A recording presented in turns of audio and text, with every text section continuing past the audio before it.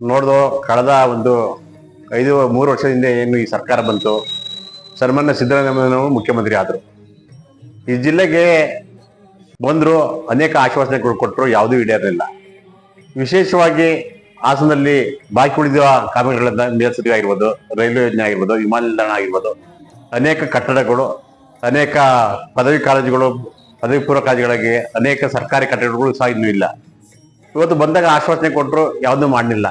ಇವಾಗ ಏನಾಗಿದೆ ಅಂದ್ರೆ ಹಾಸನ ಸನ್ಮಾನ್ಯ ಕುಮಾರಸ್ವಾಮಿ ಅವರು ಮೊನ್ನೆ ಎಚ್.ಡಿ. ದೇವೇಗೌಡರು ಮುಖ್ಯಮಂತ್ರಿ ಆಗಿದ್ದ ಸಂದರ್ಭದಲ್ಲಿ ಮಾಡಿದಂತ ಕೆಲಸಗಳಿಗೆ ಮಾತ್ರ ಇವರು ಉದ್ಘಾಟನೆ ಬರ್ತಾವ್ರೆ ಹೊರತು ಇವರು ನಮ್ಮ ಯಾವುದೇ ಹೊಸ ಯೋಜನೆ ಘೋಷಣೆ ಮಾಡ್ತಿಲ್ಲ.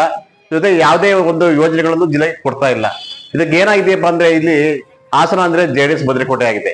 ಇವತ್ತು ಏನಾದ್ರೂ ನಾವು ಅನುದಾನ ಕೊಟ್ಟರು JDSಗೆ ಅನುದಾನ ಕೊಡ್ತೀವಿ, ವೇಸ್ಟ್ ಜಮದಾರರಿಗೆ ಅನ್ನೋ ಮನೋಭಾವನೆ ಇದೆ. ಇಲ್ಲೇ ಕಾರ್ಯಕರ್ತರು ಮುಖಂಡರು ಅಷ್ಟೇ, ಕೇವಲ ಫ್ಲೆಕ್ಸ್ ಹಾಕೋದ್ರಲ್ಲಿ ಮಾತ್ರ ಅವ್ರು ಖುಷಿ ಪಡ್ತಾರೆ.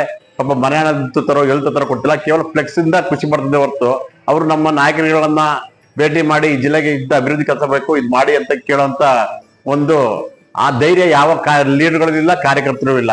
ಇದರಿಂದ ಈ ಜಿಲ್ಲೆ ಏನಾದ್ರೂ ಅಭಿವೃದ್ಧಿ ಕಾಣಬೇಕು ಅಂದ್ರೆ JDS ಸರ್ಕಾರದ ಅಧಿಕಾರ ಅವಧಿಯಲ್ಲಿ ಮಾತ್ರ.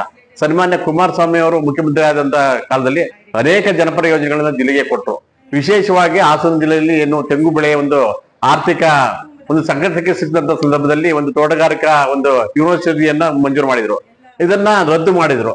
ಜೊತೆಗೆ ವಿಶೇಷವಾಗಿ ಆಲೂಗೆಡ್ಡೆ ಬೆಳೆಗಾರರನ್ನ ಪ್ರೋತ್ಸಾಹ ನೀಡಬೇಕು ಅಂತ ಹೇಳಿ ಸನ್ಮಾನ್ಯ ಕುಮಾರಸ್ವಾಮಿ ಅವರು 50% ಬಿತ್ತನೆ ಬೀಜಕ್ಕೆ ಮತ್ತೆ ಔಷಧಿಗೆ ಸಬ್ಸಿಡಿ ಕೊಟ್ಟರು. ಈ ಮುಂದಿನ ಸರ್ಕಾರ ಬಂದ್ರು ಅದನ್ನ ಜಾರಿಗೆ ತರಲಿಲ್ಲ. ಇದು ಏನೋ ಒಂದು ರೀತಿ ದ್ವೇಷದ ಮನೋಭಾವನೆ ಮಾಡ್ತಾ ಇದ್ದಾರೆ ಕಾಂಗ್ರೆಸ್ನವರು. ಅದ್ ನಾವ್ ಹೇಳ್ತೀವಿ, ನೀವು ಏನ್ ಮಾಡಬೇಡಿ, ಏನು ಈ ಜಿಲ್ಲೆ ಜನನ್ನ ಗೌರವನ್ನ ಪ್ರೀತಿಯಿಂದ ಕಾಣಿ, ನಾವು ಅಭಿವೃದ್ಧಿ ಕೇಳಲ್ಲ.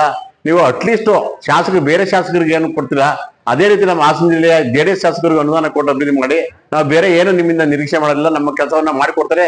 ಮುಂದಿನ ದಿನಗಳಲ್ಲಿ ಎಚ್.ಡಿ. ಕುಮಾರಸ್ವಾಮಿ ಅವರು ಈ ರಾಜ್ಯದ ಮುಖ್ಯಮಂತ್ರಿ ಆಗ್ತಾರೆ, ಅವರಿಂದ ನಾವು ಅಭಿವೃದ್ಧಿಯನ್ನ ಕಾಣ್ತೀವಿ. ನೀವು MLA ಶಾಸಕರಿಗೆ ಏನು ಬೇರೆ ಶಾಸಕರಿಗೆ ನಿಮ್ಮ ಕಾಂಗ್ರೆಸ್ ಶಾಸಕರಿಗೆ ಏನು ಅನುದಾನ ಕೊಡ್ತಾರೆ ಅದು ಮಾತ್ರ ಕೊಡಿ ಅಂತ ನಾವು ಮನವಿ ಮಾಡ್ತೀವಿ. ವಿಶೇಷವಾಗಿ ಏನು ಸಿದ್ದರಾಮಯ್ಯನವರು ಈ ಜಿಲ್ಲೆಗೆ ಅನ್ಯಾಯ ಮಾಡಿದ್ರು ಅದೇ ರೀತಿ ನೀವು DK ಶಿವಕುಮಾರ್ ಮಾಡಬೇಡಿ ಅಂತ ಅವರಲ್ಲಿ ನಾವು ಜಿಲ್ಲೆಯ ಜನತೆ ಪರವಾಗಿ ಮನವಿ ಮಾಡ್ತೀವಿ ಸರ್.